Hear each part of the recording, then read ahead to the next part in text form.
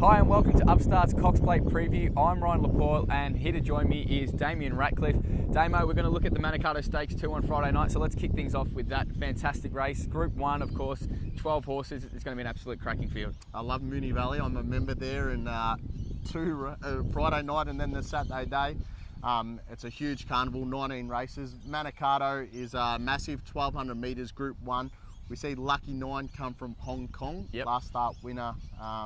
Beat Bell Sprinter by 3 lengths, and that's superb form. Whether or not Lucky 9's wound up for this race, who knows? Samaready, AJ Moya Stakes winner, will be hard to beat. Yeah, she absolutely brained him on that day, and the win first up as well was spectacular.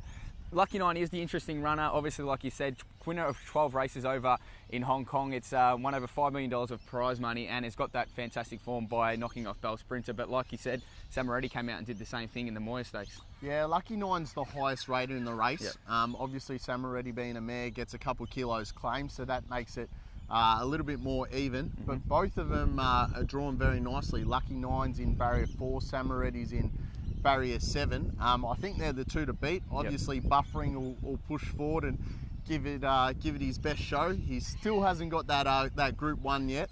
But if you go through Samaready's form, $2.50, that AJ Moya Stakes, it beat Epaulet, Buffering, Snitzerland, Bell Sprinter. It was a superb field. Whether or not Lucky 9's wound up, like I said, the trainer reckons he's at about 85%. Yep.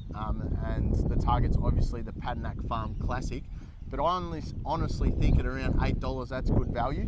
Highest rater in the race, drawn nicely, and will give every chance to win. Absolutely. Mick Price said though, Samaready is still flying. Her track work's been outstanding. She hasn't missed a beat since her two runs back, and she's absolutely brained the field twice and deserves that short price favourite tag. But the chances don't end there, like you said, with Buffering trying to get his Group 1 monkey off the back. Also, there's Aranosa, the great mare from Sydney.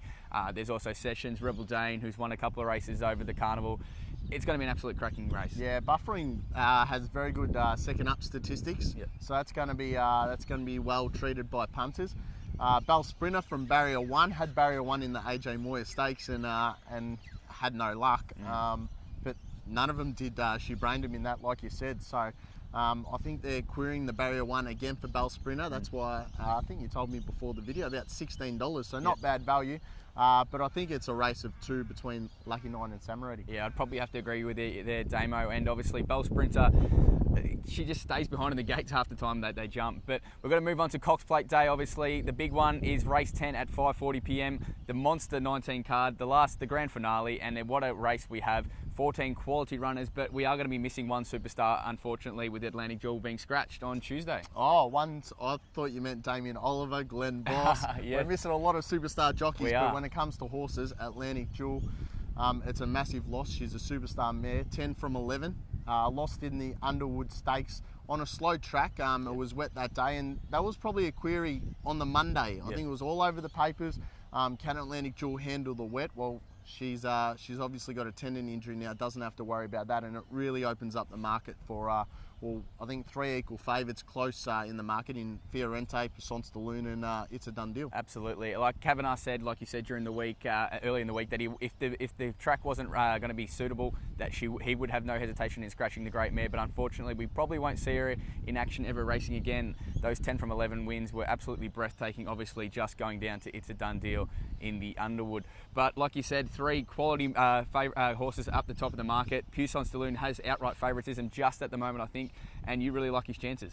Yeah, the last 30 years, barrier 12 or worse has only produced 1 winner. It was Sunline. So that doesn't bode too well from It's a Done Deal and Fiorente, who both are drawn very wide. Puissance Lune drawn perfectly for mine in barrier 7. Should go forward and give a really good sight. I think Fortel is the one at odds I could have a nibble at. Beat Puissance Lune 3 starts back. But last start finished second behind Atlantic Jewel in a pretty weak Caulfield Stakes field. Super Cool was the other one that was sort of in that race. It didn't do much. It really ran past Super Cool like it was standing still though at the end, I think, and it definitely hit the line better than Super Cool. Yeah, Fortel was the best of the rest, and you can probably forgive that Underwood Stakes run. Like we said, it was a very weird run race. It was weirdly run race. Atlantic Jewel and It's a Done Deal just kicking away for the rest of the field. So $31 I think you can find if you shop around for Forteller, and drawn nicely as well. Barrier Jewel is going to be all important. Yeah, like you said, with the wide draws for It's a Done Deal and Fiorente, I probably think they're the two class runners in the race, just ahead of Puissance de Lune, who's been somewhat disappointing this prep, but Fiorente is the one for me. He flew home in the Dado Chin Nam to absolutely just get it on the line, but what a run that was, breathtaking. And I think you'll probably see a similar run on Saturday, and she could get the money. From a wide gate, like you said, it's going to be hard, but he'll get back on. Blake Shin usually got pretty good gate speed, so he'll be able to get the horse out of the barrier, hopefully find some cover, and then fly home and get the chocolates. You're on Fiorente. I will be having a little nibble at Fiorente. I like Fiorente for the Melbourne Cup, actually. The Yeah. second last year, and obviously early favourite now, so Yep. I'm not braining anyone by giving someone a massive roughie, but I think Fiorente, now that it's drawn a bad barrier, probably Melbourne Cup's more likely. What do you think about the 3-year-olds, Long John and Seamus Award? The 3-year-olds, there was a big bet on Long John today, and obviously it's done nothing wrong so far in its career, winning I think almost every start bar one, where he ran third in a badly run race behind Eclair Big Bang, who's obviously a great horse in its own right. But Long John's an interesting runner. 3-year-olds, we had the two best 3-year-olds, you think, in recent memory last year that came second and third. Be interesting to see if Long John can go one better. Well, that's the point I was going to say. Piero and All Too Hard last year both drew well. They had every opportunity to win, and they couldn't. Finished second and third, I think. Yep. Long John, drawn barrier 11, comes into barrier 10 with Atlantic Jewel scratching, but probably needs a ton of luck, and Seamus Award might need even more luck. Yeah, I think they're quality horses, but I don't think they have quite had that class edge yet to win a Cox Plate. Other interesting runners, obviously Green Moon, last year's Melbourne Cup winner, will be running around again. Happy Trails under new trainer Byron Kosmanis after Paul Bashara's suspension.